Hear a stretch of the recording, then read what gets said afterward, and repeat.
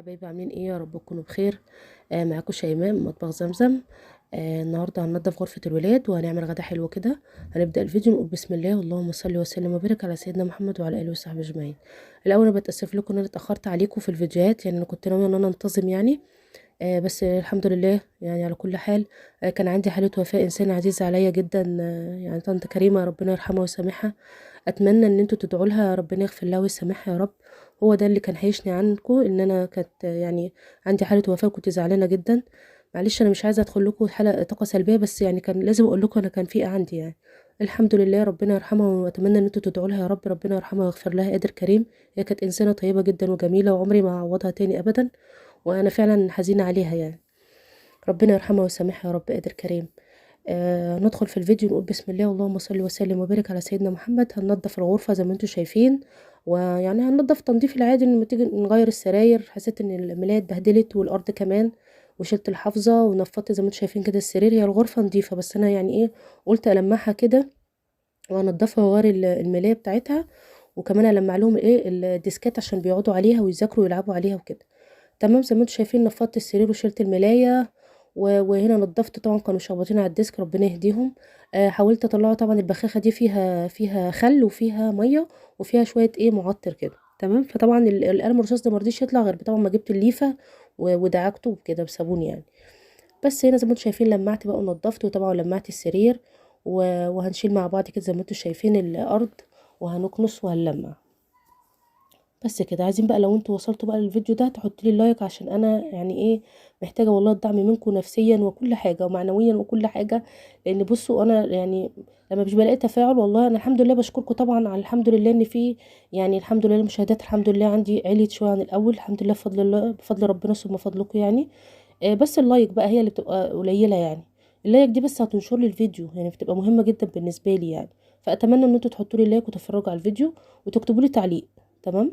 بس زي ما انتم شايفين كده انا نضفت طبعا ولمعت الخشب والسرير وفرشت، وبعد كده رحت حاطه ملايه كده صغيره وحطيت عليها الديسكات بعد ما نضفتهم.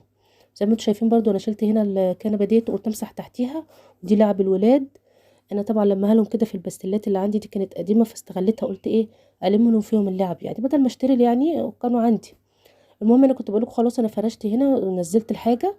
ولازم افرش الملايه دي عشان لو ما فرشتش ملايه تاني فوق الطقم هيتبهدل جدا من الولاد. هنا بقى كنت بوريكم ان غسلت العربيه بتاعتهم دي كانت متبهدله، كانت متبهدله خالص. فغسلتها بقى وخليتها ما شاء الله كده زي الفل، عشان ايه لما يجوا يلعبوا عليها تبقى نظيفه. كل فتره بعمل كده يعني. بس زي ما انتم شايفين بقى هنا كنت مبسوطه بها قوي ان هي نطفت. وخلاص كده كنت بوريكم ان انا خلصت الغرفه. بصوا فرشتها، والملايه دي بفرشها كده في النص عشان انا لو سبت الملايه كده العيال ما شاء الله انتوا عارفين مش هيخلوها زي ما هي، هتتشال في نفس الوقت. انا كنت بقولكم خلاص لمعت ونضفت الاوضه وشلت الحافظه، طبعا غسلتها عشان كانت متبهدله حافظالي على السجاده. وبس. وما تنسوش اللايك بقى بالله عليكم عشان انا محتاجه القناه تكبر والله.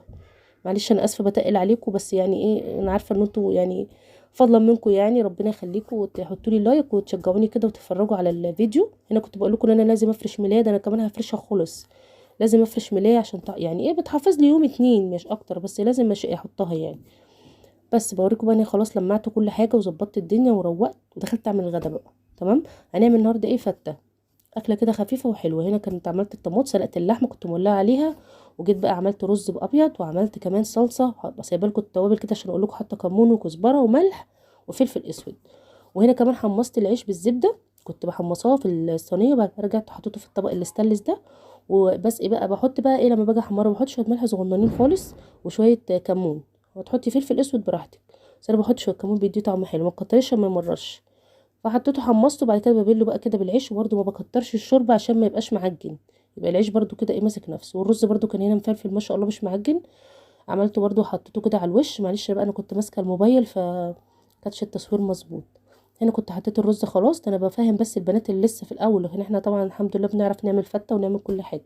البنات الصغيرين اللي لسه مش بيعرفوا كده كنت خلصت والفيديو خلص. وشكرا والسلام عليكم ورحمه الله.